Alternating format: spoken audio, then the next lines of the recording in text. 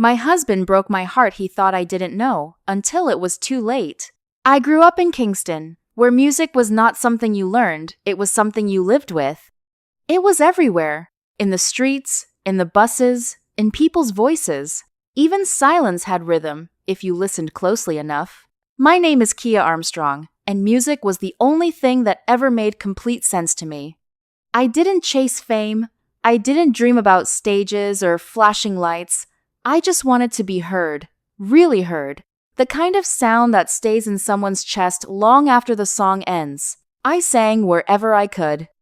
Street corners, small bars, open mic nights where only 5 people showed up.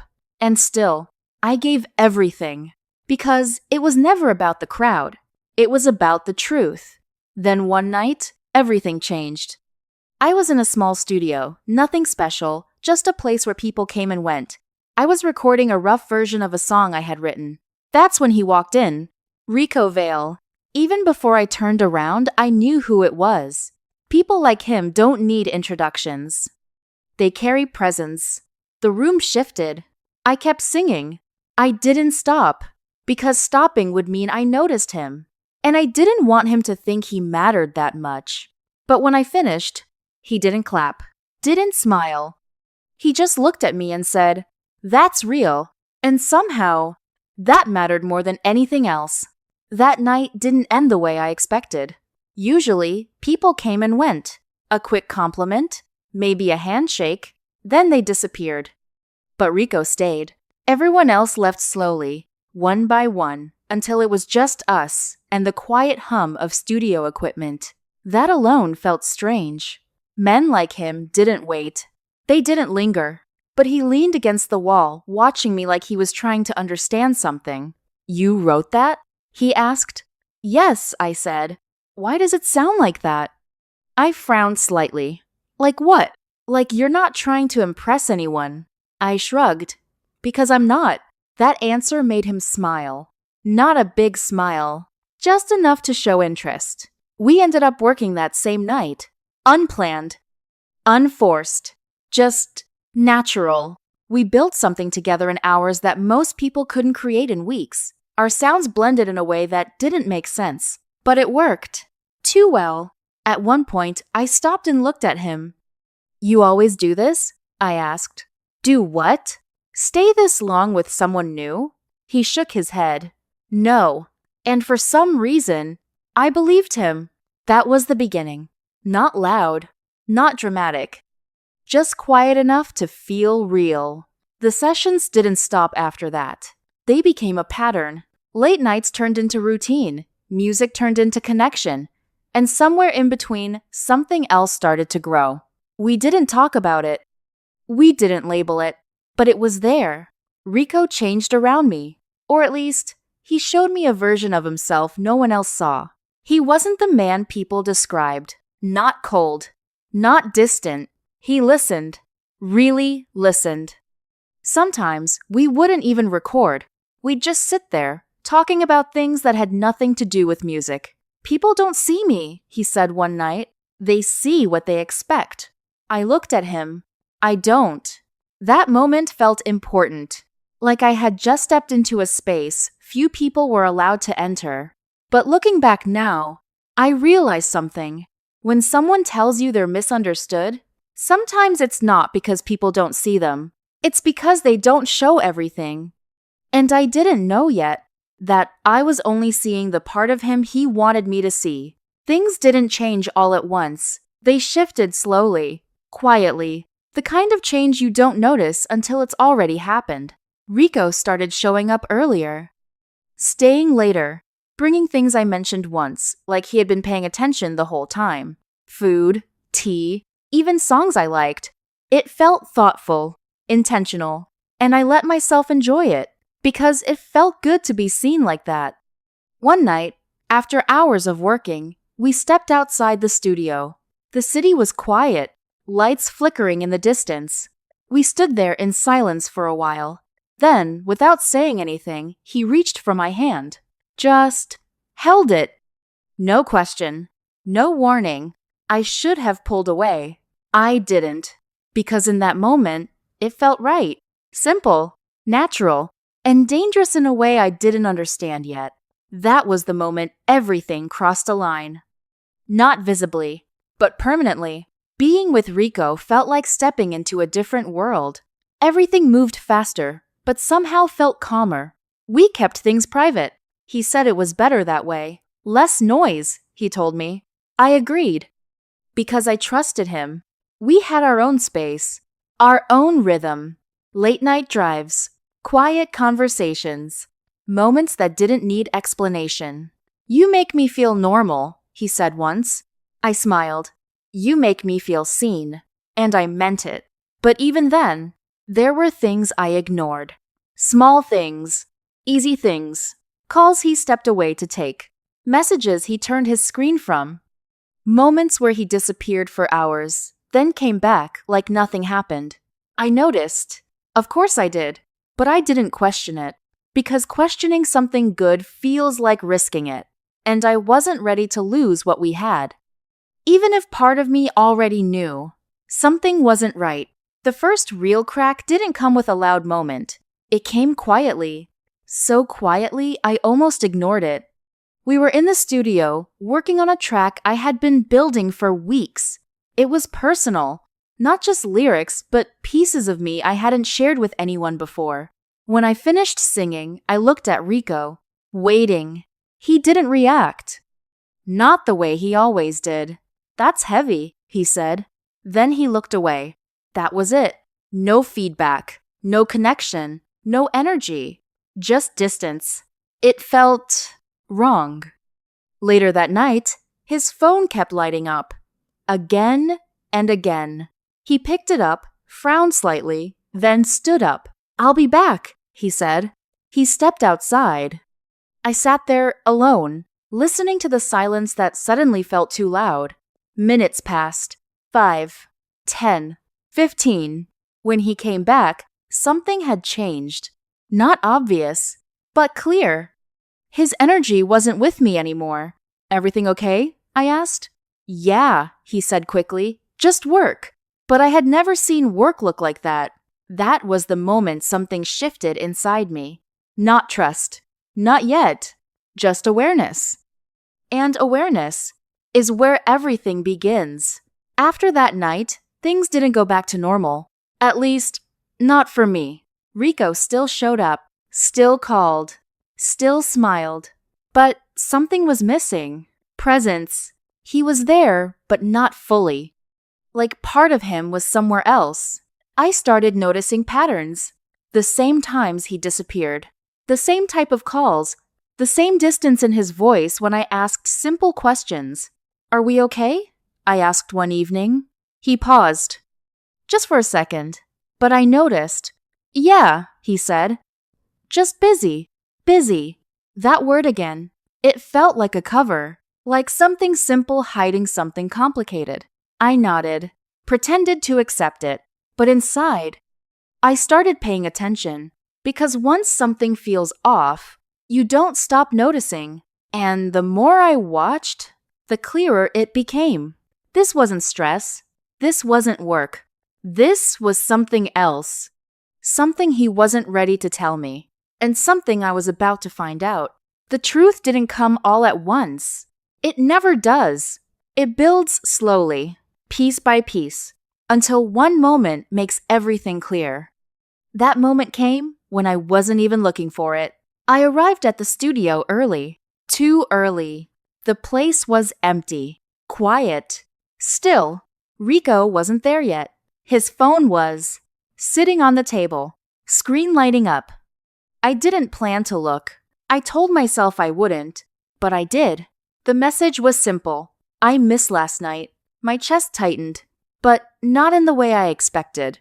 No panic, no tears, just stillness.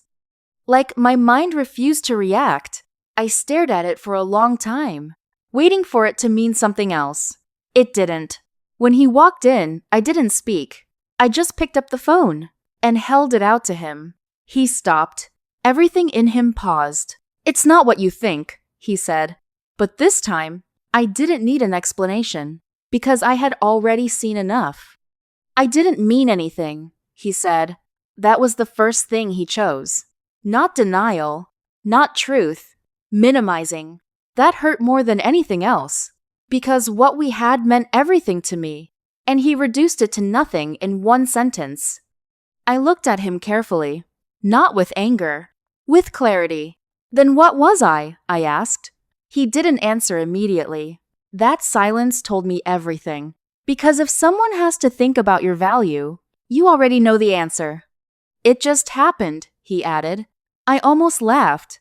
Not because it was funny, because it was predictable. That's what people say when they don't want to take responsibility. It didn't just happen, I said quietly.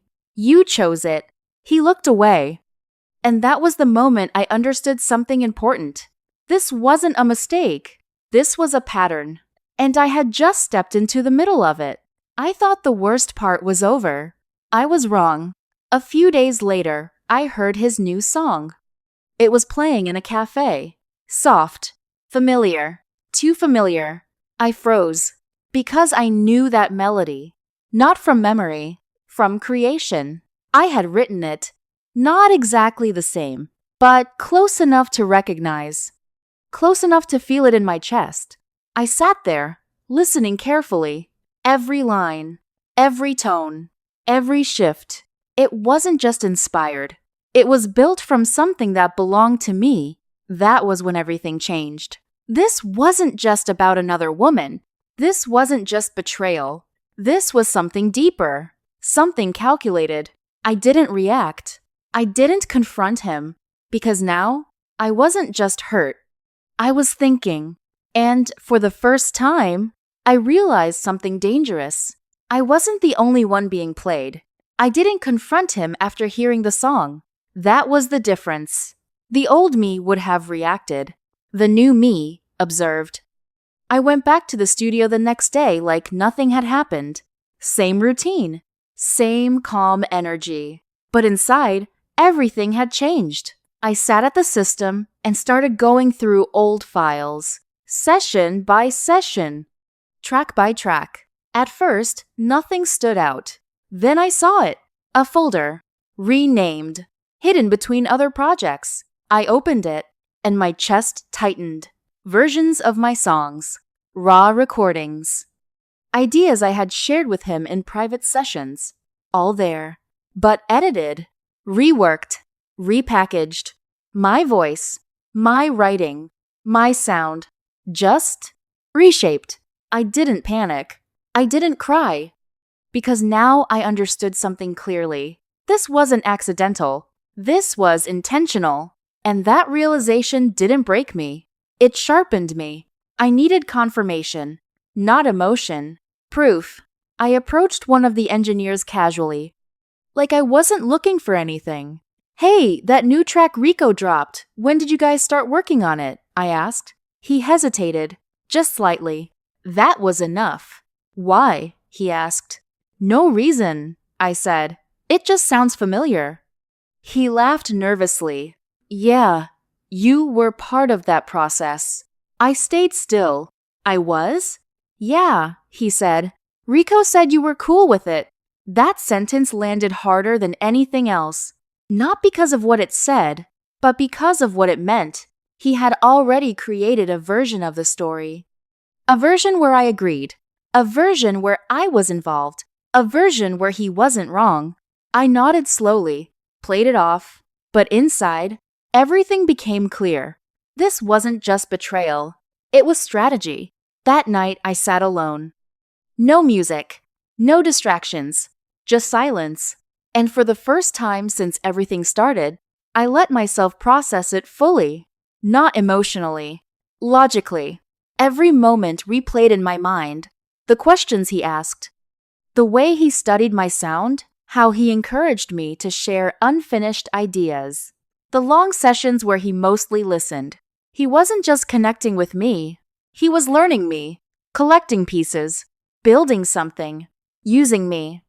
And I helped him do it. That realization didn't hurt the way I expected. It didn't feel like heartbreak anymore.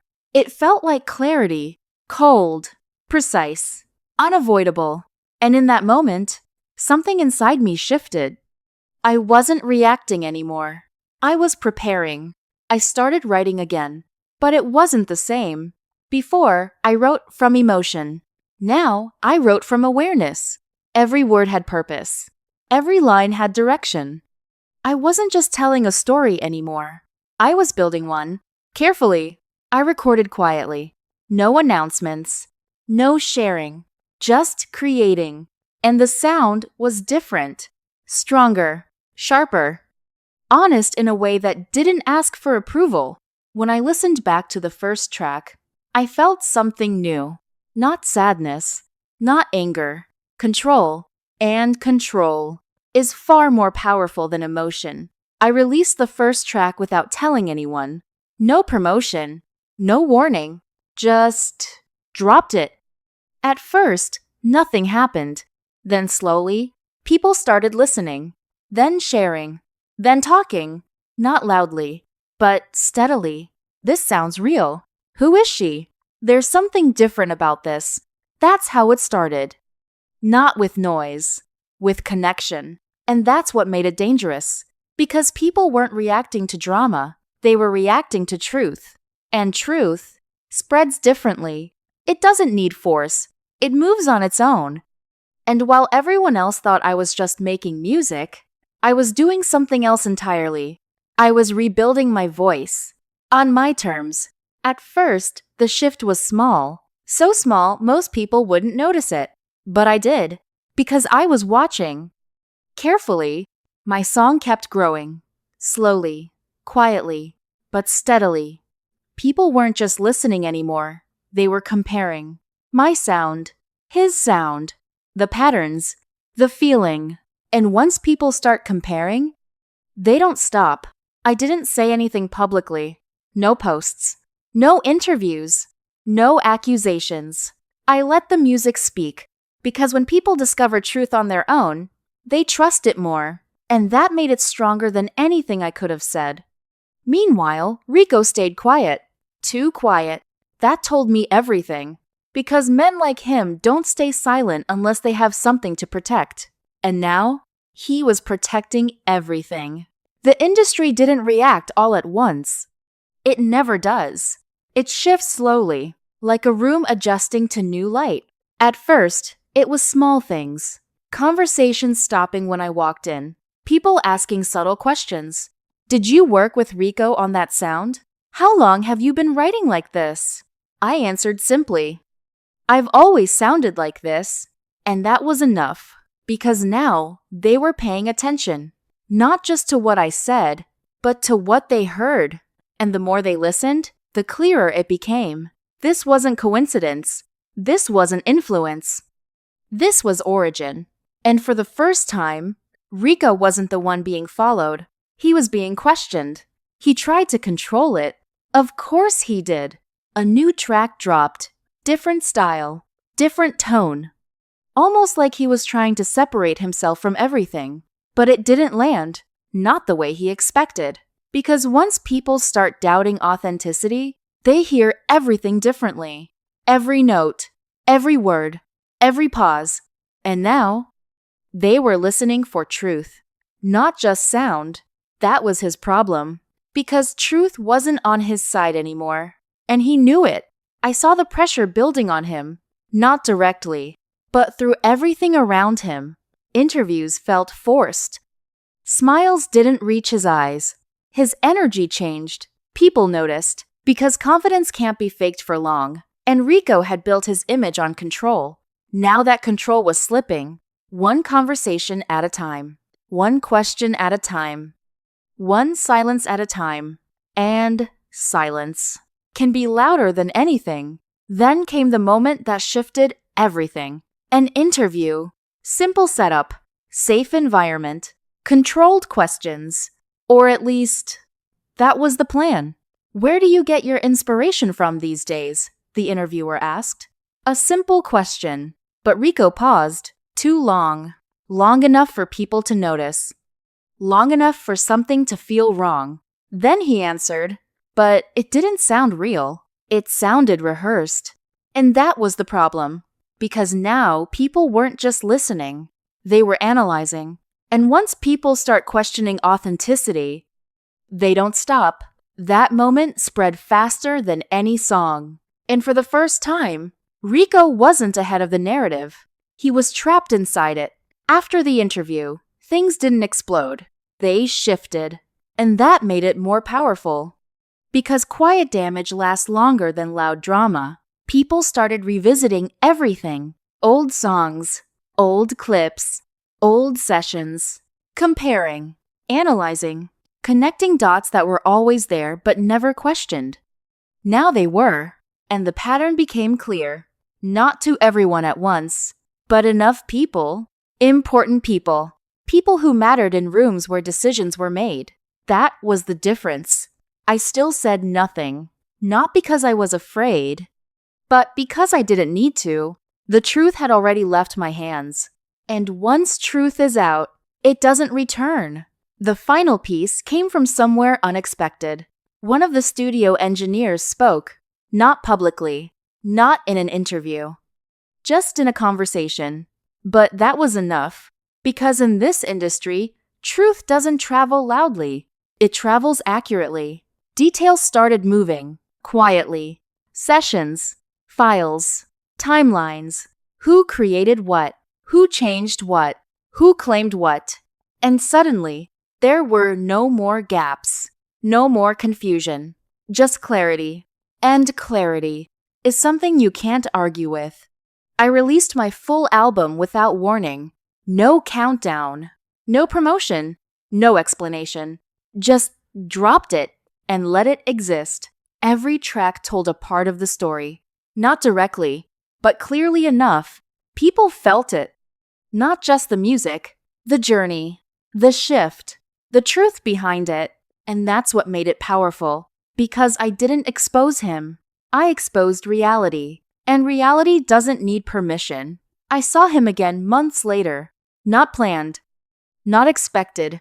Just timing. He looked different. Not physically, but in presence. Quieter. Less certain. Like someone who finally understood something too late. He walked toward me slowly. No confidence. No control. Just honesty. I didn't think it would go this way, he said. I looked at him. Calm. It didn't, I replied. It went the way it always was going to. He exhaled. You could have destroyed me. I shook my head. I didn't need to. And that was the truth. Because by then, everything had already been revealed. I walked away from that moment without looking back. Not because I was angry, not because I was hurt, but because I was done. Completely. What he took from me didn't define me. What I built after did. That was the difference. He thought he was building something using me, but all he did was give me the clarity I needed to build something stronger, something real, something mine. People still ask how I handled it so calmly, why I didn't fight, why I didn't expose him loudly. The answer is simple, because the strongest revenge is not destruction, it's transformation. He didn't lose everything because I attacked him. He lost everything because the truth finally caught up with him. And me? I didn't win because he fell. I won because I rose.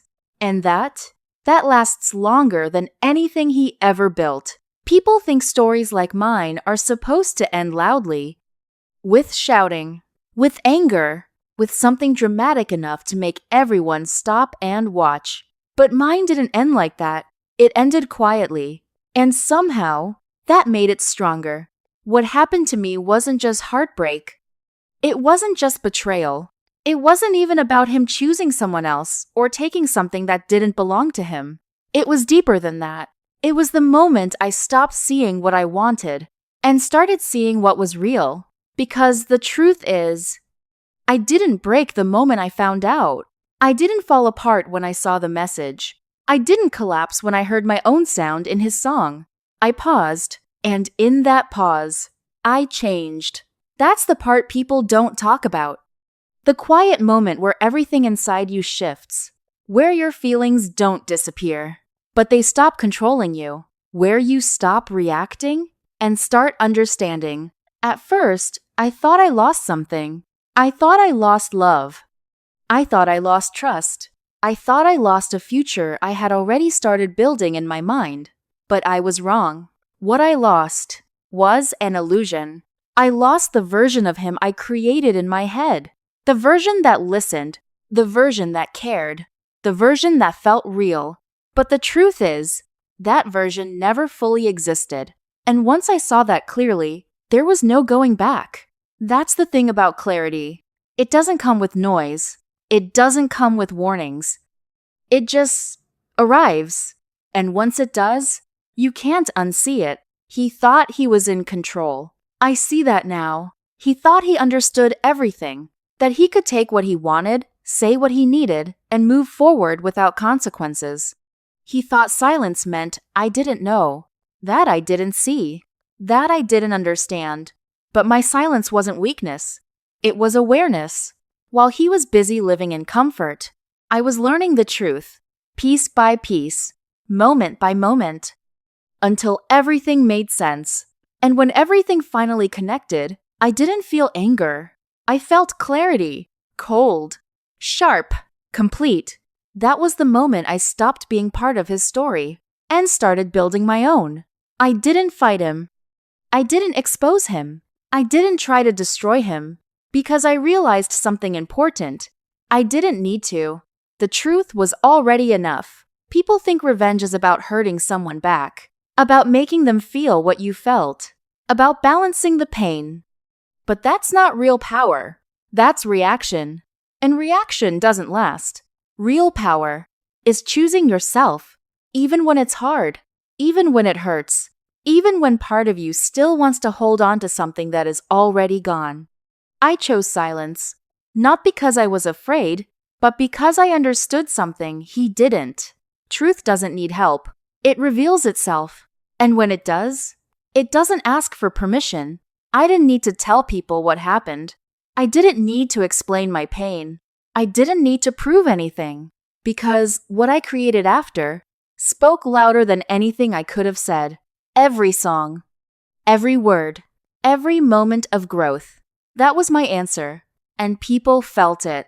Not because I asked them to, but because it was real. That's the difference. You can fake image. You can fake confidence. You can even fake success for a while. But you can't fake truth. And eventually, truth always wins. He lost more than he realized. Not just the image. Not just the control. Not just the things he built using me. He lost the one person who saw him clearly and chose him anyway. And once that's gone, you don't get it back because people like me don't come twice. But this story was never about him. Not really. It was about me. About the moment I stopped ignoring what I felt.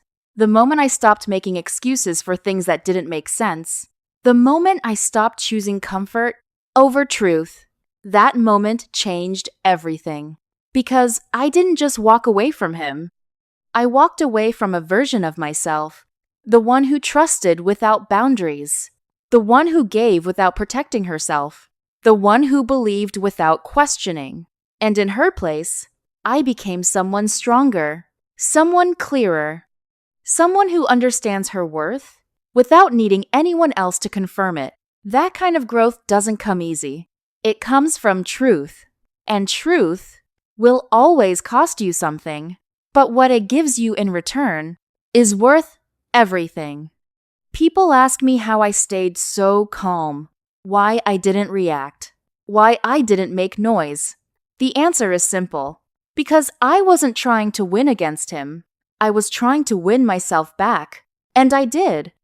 I didn't rise because he fell. I rose because I chose to. And that's something no one can take from me. Because at the end of the day, the best revenge is not making someone else feel your pain. It's becoming someone who no longer carries it. And me? I don't carry it anymore. Carry clarity. I carry strength. I carry truth. And that will always be mine.